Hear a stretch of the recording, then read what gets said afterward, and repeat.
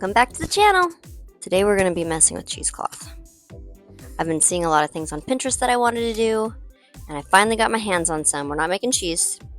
So today we're going to be making a couple things out of two different kinds of cheesecloth. So we have this one. It's a totally thick kind of texture. There's no space in between. It's very fine grain. It was called 100.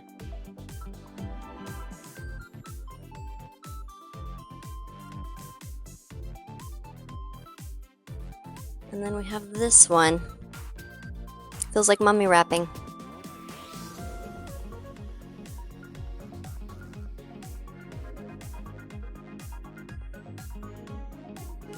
What are we gonna do? Let's get into it.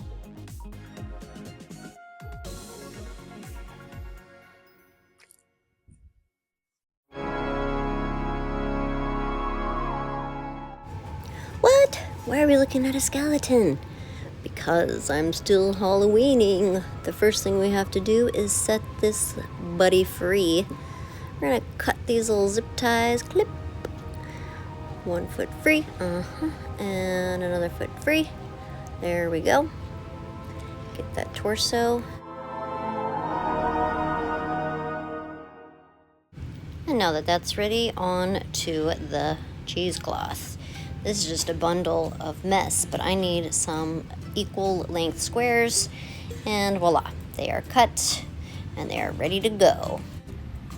Beautiful. So what are we even making? Maybe you can guess from these supplies.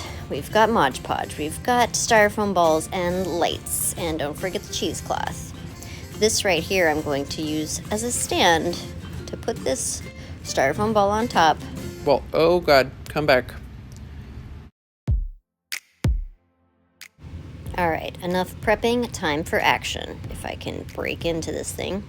First, I'm gonna pour out every drop I can of this Mod Podge, aka glue, sealant. There are a lot of ways to make this thing that I'm going to make, but I already had Mod Podge and I'm adding some water, kind of like you do with a condensed soup. You just put it in the can, shake it up, and pour it on there. And we are getting down to business. I found lots of almost equally sized things I could put these balls on top of. And then I get to put our perfectly sliced pieces of cheesecloth in this glue mixture. It's kind of hard to separate it, but how beautiful is it laying on? Look at that. You just form it the way that you want it to dry. I did 2 pieces for each little, yes, they are ghosts, so that we could get everything covered. And now it's gonna dry into a ghost shape.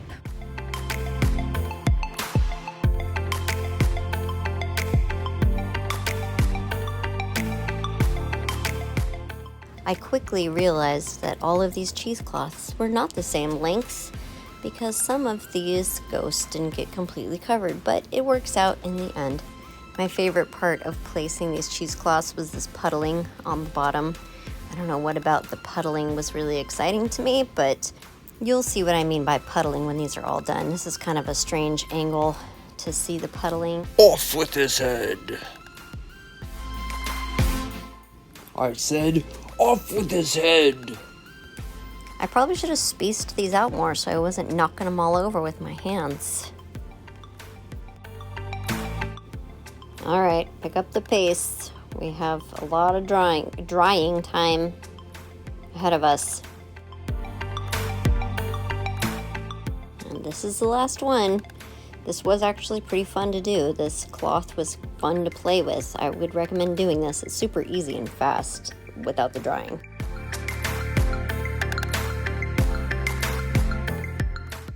So while these are drying, I'm gonna have to admit to you guys that I am actually not going to use the second type of cheesecloth.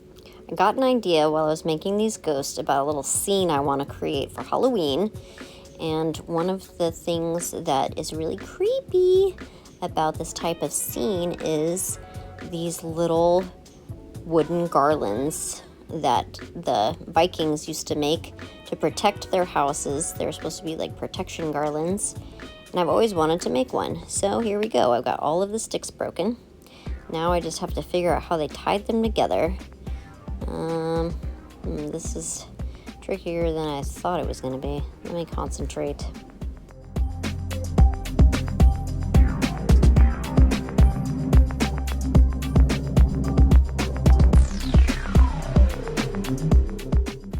Okay, that was not it. Let me try a different way.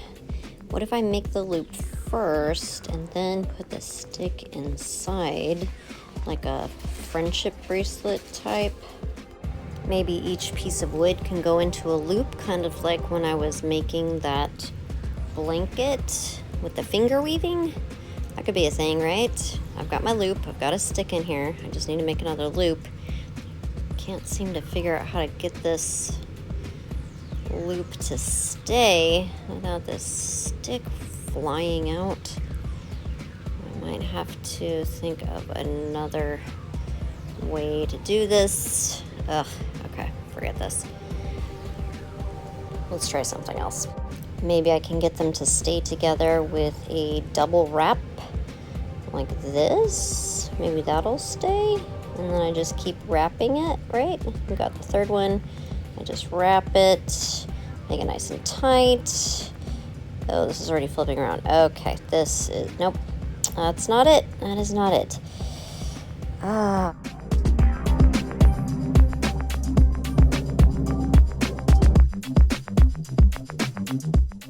Why am I trying to do this on top of all these sticks? Let's get this out of the way. Have a fresh, open place to try to do this. One more time. Do a wrap. Stick another stick in here. Come on, stick. You can do this. I'm just going to wrap you and you're going to stay, right? Just wrap around everything and it'll be good. It's kind of holding. I've got 4 sticks now. They're kind of flopping around, but if I just wrap it really tight, that should keep it, right? Just tighten it, and it all fell apart. And 4th time's a charm. Let's get this done. Jeez Louise, who knew tying sticks together could be so complicated? Oh no, this is when I get the great idea to thread this through a needle and try to embroider these sticks together. Like, how many times am I gonna try to get around just tying sticks? I just couldn't get through my mind that the easiest way would just be to tie them like regular tie. Also, there's not a lot of space. These are tiny sticks, little tiny pieces of thread. So I was like, there's gotta be a faster way, and then I thought of my needle. But yeah, as you can see, it's more of a hindrance than a help. The idea was to use the point of the needle to get through this little loop so I wouldn't have to try and do it with the string. But the string was so long, it kept getting tangled up, which is the whole reason why I used embroidery string to begin with. But 100% of you have already clicked off because this has been going on for way too long, so I could pretty much talk about whatever I want. Like that time that I accidentally wet the bed. Nope, that's not real. Just kidding. Oh my god, it's stuck again. Oh my gosh, enough struggling. We're all bored. Do it off camera.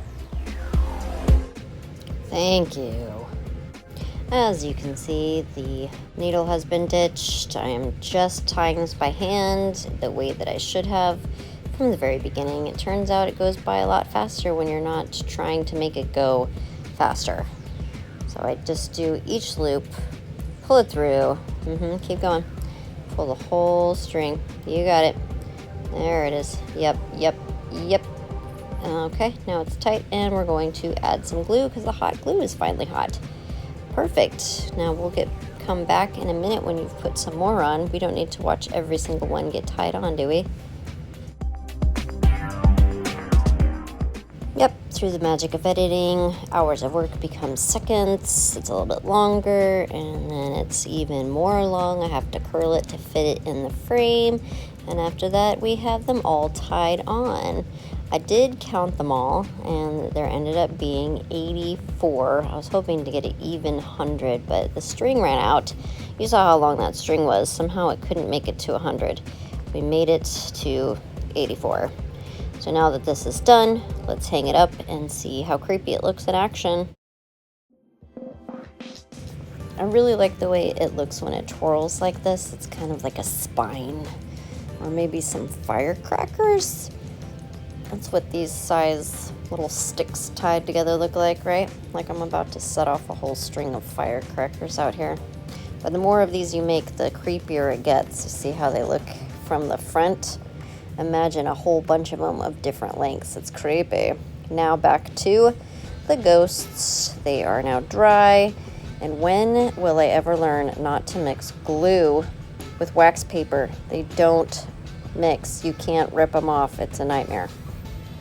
I also saw a lot of people using balloons for the round part of the head, and then you can just pop it and pull it out, but I had to use what I already have, which was these little styrofoam balls. They were just a better size than the balloons because I wanted to make little tiny mini ghosts so they could be like will-o'-the-wisps. What are they called? Wisps?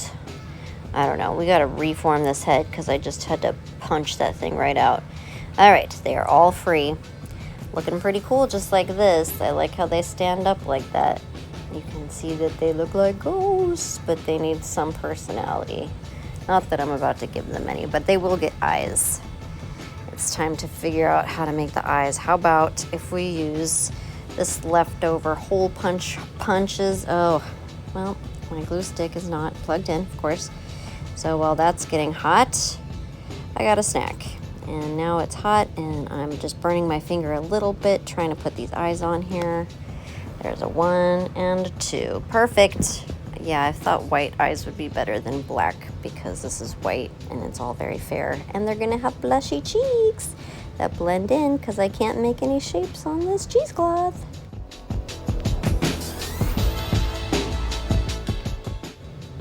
Aw, they're all done. How cute do they look? In the light, they're so pretty. But in the dark, they kind of look like fried eggs. Let's move those down. Yeah, that looks much better. All right, I think they're ready. Let's go set up our scene.